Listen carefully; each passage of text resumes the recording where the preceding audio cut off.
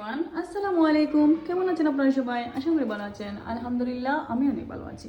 তো আজকে চলে এলাম আপনাদের কাছে কিছু আচারের রেসিপি নিয়ে। তো এই রেসিপিগুলো আমি বানাবো এখন। কালকে আমি এবং আমার ফ্রেন্ড বসে বসে এই বড়ইগুলোকে এরকম করে কেটে কেটে রেখে দিয়েছি। তো এগুলোকে দিয়ে আমি একটু টক ঝাল মিষ্টি আচার বানিয়ে ফেলবো এবং এইগুলোকে দিয়ে আমি রসগোল্লা বড়ইয়ের আচার বানাবো ইনশাআল্লাহ। তো আপনারা আমার সাথে তখন দেখতে পারবেন আমি কিভাবে এই আচারগুলো বানাচ্ছি। এই যে কড়াইগুলোকে বসিয়ে দিয়েছি। তো তারপরে এই যে রসুনগুলোকে বেটে নিয়েছি, গ্রাইন্ডারে গ্রাইন্ড করে নিয়েছি। তো এখন ভাবছি যে এগুলোকে বানানো স্টার্ট করে দেব। এখন মশলাগুলোকে রেডি করে রেখে দিয়েছি এবং এখন আমি বানানো স্টার্ট করে দিব।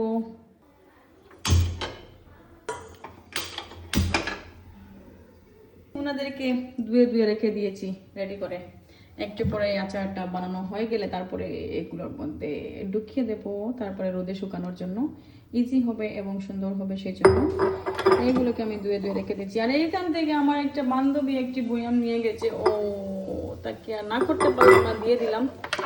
কিন্তু দেওয়ার উদ্দেশ্যটা খালি এমনিতেই দিয়েছি না, ও আমাকে একদিন একটা দিয়েছিল, সেই জন্য ওকে দিয়ে দিলাম। আজকে আমিও একটা। রহিম রসগোল্লা বড়ই আচার দেওয়ার জন্য একটু তেল দিয়েছি, অনেক বেশি তেল লাগে না, তো সেই জন্য একটু দিয়েছি, একটুতেই হয়ে যায়। দিয়ে দিয়েছি কালো জিরা।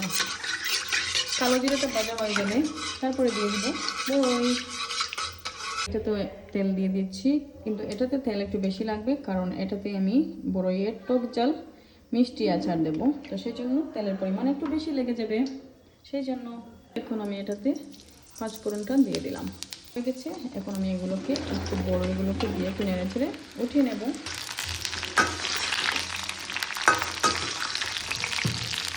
একটু একটু করে দেই, তো বাজারটা একটু ভালো করে হবে সেই জন্য।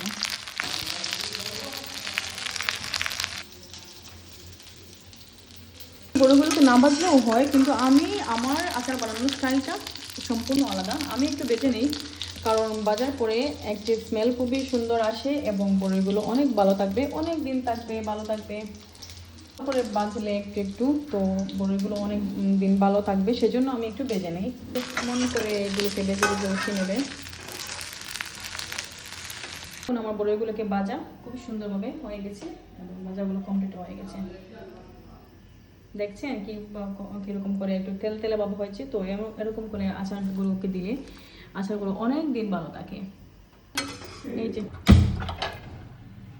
তো তারপরে এই যে আমি এই চিনিগুলোকে বেজে নিচ্ছি। বাজার পরে চিনিও বাজার পরে একটু বেশি অনেক সুন্দর একটা স্মেল আসে, সেই জন্য আমি চিনিগুলোকে একটু বেজে নিচ্ছি নাড়াচাড়া করে। এখন হচ্ছে গিয়ে যে আমি টক ঝাল মিষ্টি আচারটা বানানো স্টার্ট করে দিচ্ছি। আপনারা কীরকম করে চিনিগুলো গলে গলে যাচ্ছে, তো গলার পরে আমি দিয়ে দেব বড়ইগুলো।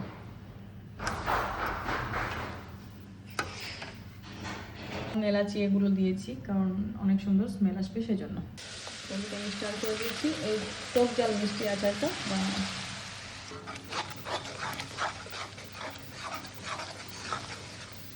রসুনগুলো একটু একটু ভাজা ভাজা টাইপ হয়ে যাচ্ছে, আর কিছুটা ভাজা হবার পরে আমি দিয়ে দেবো এগুলোতে আরও কিছু উপকরণ আছে দেওয়ার জন্য, সেগুলোকে দিয়ে দেবো। তো আর এইদিকে দেখতে পাচ্ছেন আপনারা আমার রসগোল্লা বড়ই আচারের জন্য, এই যে রসগোল্লা বড়ই এগুলো আচারের জন্য চিনির গুড়টা তৈরি হয়ে যাচ্ছে। কি সুন্দর হয়েছে তাই না বন্ধুরা? এগুলো পুরোপুরি গুড় হয়ে গেছে, দেখতে পাচ্ছেন? চিনি দিয়ে বানানো গুড় হয়ে গেছে, বাট এটা হয়েছে লিকুইড। রোদে দিলে অনেক দিন লাগবে এরকম হতে, আর এখন যেটা স্মেল এসেছে অনেক সুন্দর একটা স্মেল এসেছে, সেটা আসবে না রোদে দিলে। তো এই জন্য আমি এগুলোকে এরকম করেই বানিয়ে নিয়েছি তাড়াতাড়ি এগুলো এরকমভাবে গলার জন্য এবং এই স্মেলটা আসার জন্য। তো অনেক সুন্দরভাবে এগুলো ম্যারিনেট হয়ে গেছে আলহামদুলিল্লাহ। আমি এইগুলোতে আবার আরও কিছু অয়েল গরম করে দেবো, কিন্তু এখন আমি একসাথে দিচ্ছি না কারণ হচ্ছে গিয়ে অয়েল বেশি হয়ে গেলে এই যে উপকরণগুলোকে বাজারে একটু প্রবলেম হয়ে যায় সেজন্য। তো এই যে দিয়ে দিচ্ছি আমি এই উপকরণগুলো।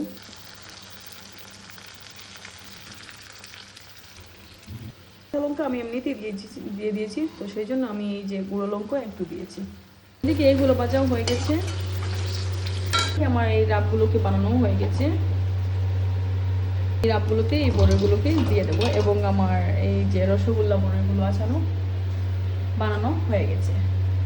এইগুলোতে শুধুমাত্র এইগুলোকে আমি ভালো করে রোদের সাথে দেখা করিয়ে দেবো 2-1 দিন, তারপরে এই কমপ্লিট হয়ে যাবে আচারগুলো বানানো। এগুলোতে আমি চিনি দিয়ে দিচ্ছি, কারণ এগুলোতে আমি টক ঝাল মিষ্টি আছে। এখন আমার এই চিনিগুলো একটু গোলো গোলো টাইপ হয়ে গেছে, তো সেই জন্য আমি এগুলোতে এখন এই বড়িগুলো দিয়ে দেবো।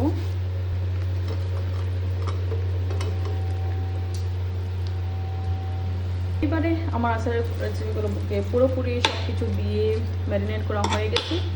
এইবার ওনাদের কাজ, ওনারা ঠিক মতো গিয়ে পৌঁছে যাবেন রেল স্টেশন পর্যন্ত, আই হোপ।